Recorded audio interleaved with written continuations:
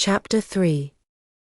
The next thing I remember is waking up with a feeling as if I had had a frightful nightmare, and seeing before me a terrible red glare, crossed with thick black bars.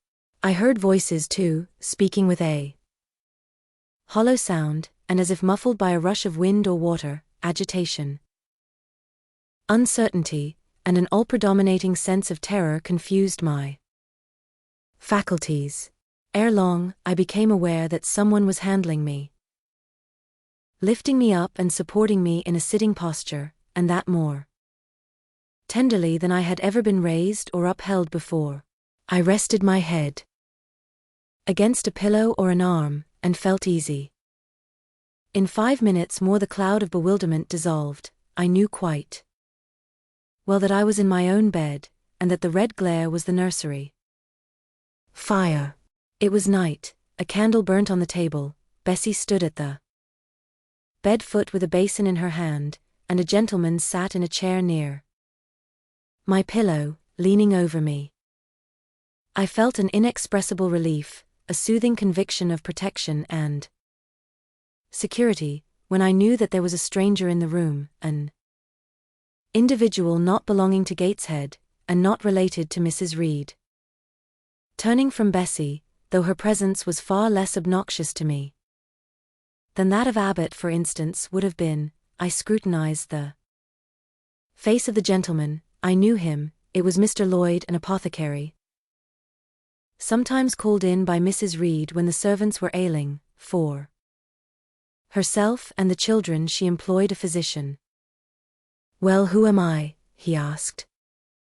I pronounced his name, offering him at the same time my hand. He took it, smiling and saying, "We shall do very well by and by." Then he laid me down, and addressing Bessie, charged her to be very careful that I was not disturbed during the night. Having given some further directions, and intimated that he should call again the next day, he departed. To my grief, I felt so sheltered and befriended while he sat in the chair near my pillow, and as he closed the door after him, all the room darkened and my heart again sank. Inexpressible sadness weighed it down. "Do you feel as if you should sleep, miss?" asked Bessie rather softly. Scarcely dared I answer her, for I feared the next sentence might be rough. "I will try." "Would you like to drink, or could you eat anything?" "No, thank you, Bessie." "Then I think I shall go to bed, for it is past 12 o'clock, but you may call me if you want anything in the night." Wonderful civility this. It emboldened me to ask a question. "Bessie, what is the matter with me? Am I ill?" "You fell sick, I suppose, in the Red Room with crying. You'll be better soon, no doubt." Bessie went into the housemaid's apartment, which was near. I heard her say, "Sarah, come and sleep with me in the nursery. I daren't for my life be alone with that poor child tonight. She might die. It's such a strange thing she should have that fit. I wonder if she saw anything. Mrs. was rather too hard." Sarah came back with her. They both went to bed. They were whispering together for half an hour before they fell asleep. I caught scraps of their conversation, from which I was able only too distinctly to infer the main subject discussed. Something passed her, all dressed in white, and vanished. A great black dog behind him, 3 loud raps on the chamber door, a light in the churchyard just over his grave, and see. At last both slept. The fire and the candle went out. For me the watches of that long night passed in ghastly wakefulness. Ear, eye, and mind were alike strained by dread, such dread as children only can feel. No severe or prolonged bodily illness followed this incident of the Red Room. It only gave my nerves a shock of which I feel the Reverberation to this day. Yes, Mrs. Reed, to you I owe some fearful pangs of mental suffering, but I ought to forgive you, for you knew not what you did. While rending my heartstrings, you thought you were only uprooting my bad propensities. Next day by noon, I was up and dressed, and sat wrapped in a shawl by the nursery hearth. I felt physically weak and broken down, but my worse ailment was an unutterable wretchedness of mind, a wretchedness which kept drawing from me silent tears. No sooner had I wiped one salt drop from my cheek than another followed. Yet I thought I ought to have been happy, for none of the Reeds were there, they were all gone out in the carriage with their mamma. Abbott, too, was sewing in another room, and Bessie, as she moved hither and thither, putting away toys and arranging drawers, addressed to me every now and then a word of unwonted kindness. This state of things should have been to me a paradise of peace, accustomed as I was to a life of ceaseless reprimand and thankless fagging, but in fact, my racked nerves were now in such a state that no calm could soothe, and no pleasure excite them agreeably.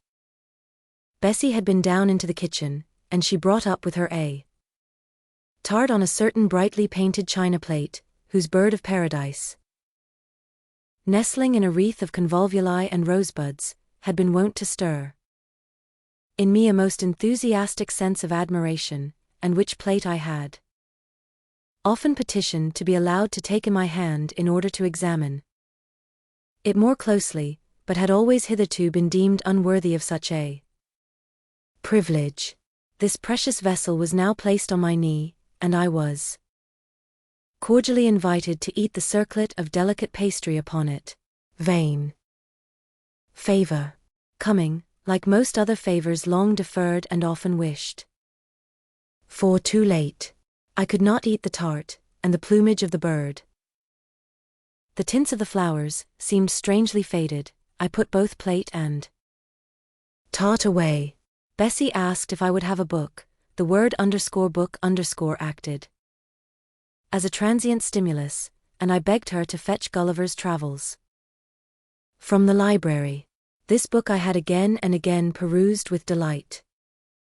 I considered it a narrative of facts, and discovered in it a vein of interest deeper than what I found in fairy tales, for as to the elves, having sought them in vain among foxglove leaves and bells under mushrooms and beneath the ground ivy mantling old walnuts, I had at length made up my mind to the sad truth, that they were all gone out of England to some savage country where the woods were wilder and thicker, and the population more scant, whereas, Lilliput and Brobdingnag being in my creed, solid parts of the earth's surface, I doubted not that I might one day, by taking a long voyage, see with my own eyes the little fields, houses and trees, the diminutive people, the tiny cows, sheep and birds of the one realm, and the cornfields forest high the mighty mastiffs, the monster cats, the tower-like men and women, of the other. Yet, when this cherished volume was now placed in my hand, when I turned over its leaves, and sought in its marvelous pictures the charm I had till now never failed to find, all was eerie and dreary. The giants were gaunt goblins, the pygmies malevolent and fearful imps, Gulliver a most desolate wanderer in most dread and dangerous regions. I closed the book, which I dared no longer peruse, and put it on the table beside the untasted tart. Bessie had now finished dusting and tidying the room, and having washed her hands, she opened a certain little drawer, full of splendid shreds of silk and satin, and began making a new bonnet for Georgiana's doll. Meantime she sang. Her song was "In the days when we went gypsying, a long time ago." I had often heard the song before, and always with lively delight, for Bessie had a sweet voice, at least I thought so. But now, though her voice was still sweet, I found in its melody an indescribable sadness. Sometimes, preoccupied with her work, she sang the refrain very low. Very lingeringly, a long time ago came out like the saddest cadence of a funeral hymn. She passed into another ballad, this time a really doleful one. My feet they are sore, and my limbs they are weary. Long is the way, and the mountains are wild. Soon will the twilight close moonless and dreary over the path of the poor orphan child. Why did they send me so far and so lonely? Up where the moors spread and grey rocks are piled. Men are hard-hearted, and kind angels only watch o'er the steps of a poor orphan child. Yet distant and soft the night breeze is blowing. Clouds there are none, and clear stars beam mild. God, in His mercy, protection is showing. Comfort and hope to the poor orphan child. Even should I fall o'er the broken bridge passing, or stray in the marshes, by false lights beguiled, still will my Father, with promise and blessing, take to His bosom the poor orphan child. There is a thought that for strength should avail me, though both of shelter and kindred despoiled. Heaven is a home, and a rest will not fail me. God is a friend to the poor orphan child. Come, Miss Jane, don't cry, said Bessie as she finished. She might as well have said to the fire, don't burn, but how could she divine the morbid suffering to which I was a prey? In the course of the morning, Mr. Lloyd came again. What, already up? Said he, as he entered the nursery. Well, nurse, how is she? Bessie answered that I was doing very well. Then she ought to look more cheerful. Come here, Miss Jane, your name is Jane, is it not? Yes, sir, Jane Eyre. Well, you have been crying, Miss Jane Eyre. Can you tell me what about? Have you any pain? No, sir. Oh, I dare say she is crying because she could not go out with Mrs. in the carriage, interposed Bessie. Surely not. Why, she is too old for such pettishness.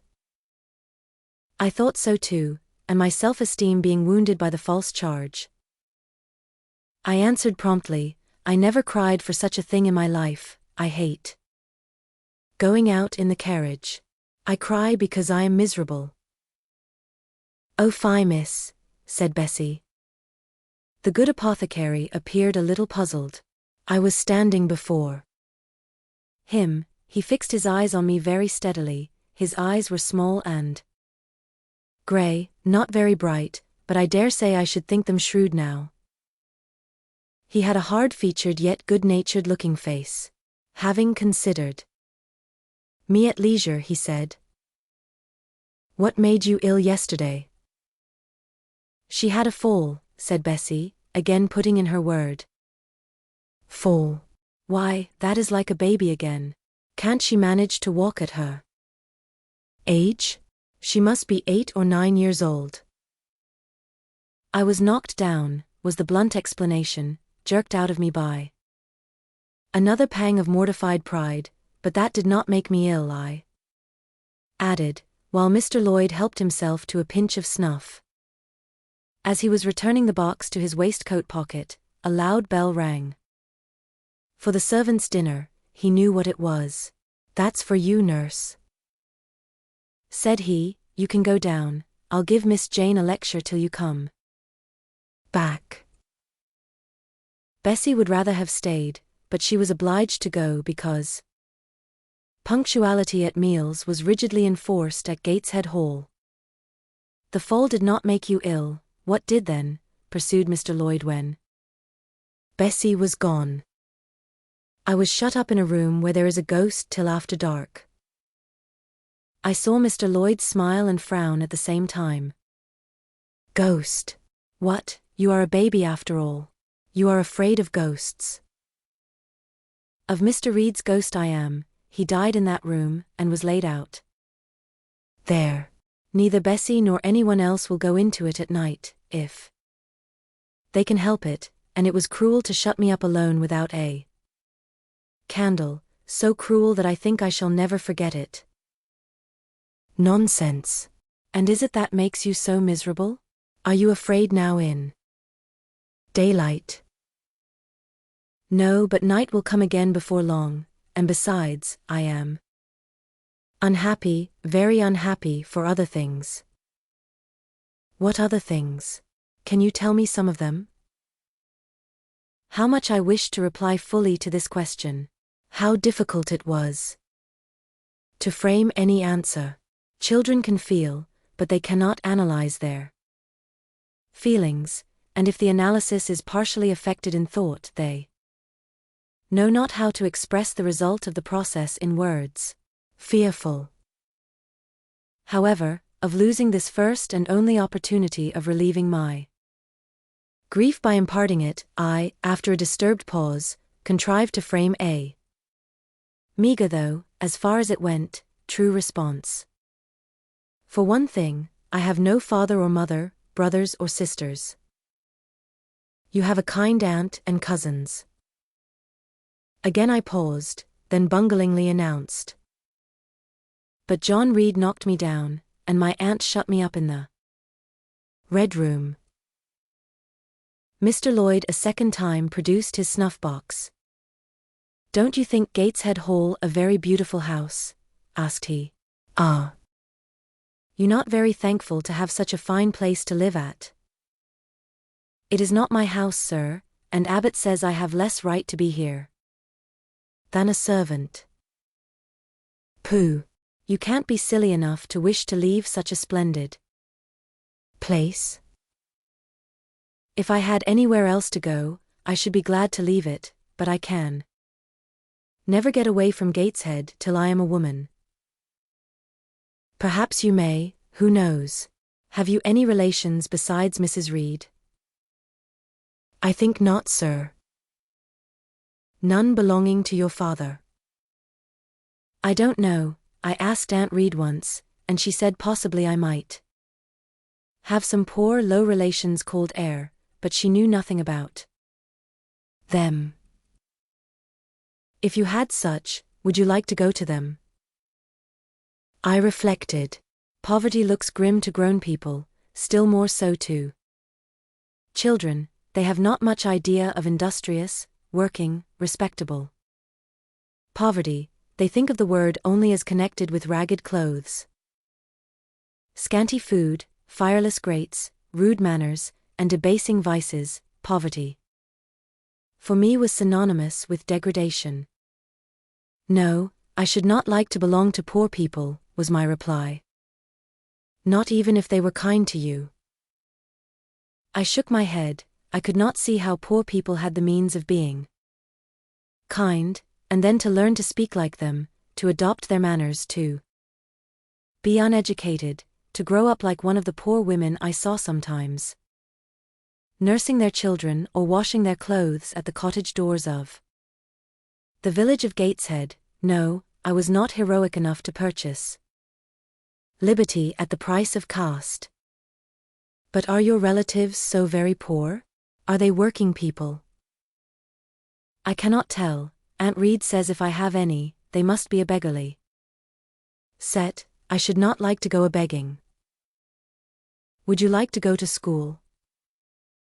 Again I reflected. I scarcely knew what school was. Bessie sometimes spoke of it as a place where young ladies sat in the stocks, wore backboards, and were expected to be exceedingly genteel and precise. John Reed hated his school, and abused his master, but John Reed's tastes were no rule for mine, and if Bessie's accounts of school discipline, gathered from the young ladies of a family where she had lived before coming to Gateshead, were somewhat appalling, her details of certain accomplishments attained by these same young ladies were, I thought, equally attractive. She boasted of beautiful paintings, of landscapes and flowers by them executed, of songs they could sing, and pieces they could play, of purses they could net, of French books they could translate, till my spirit was moved to emulation as I listened.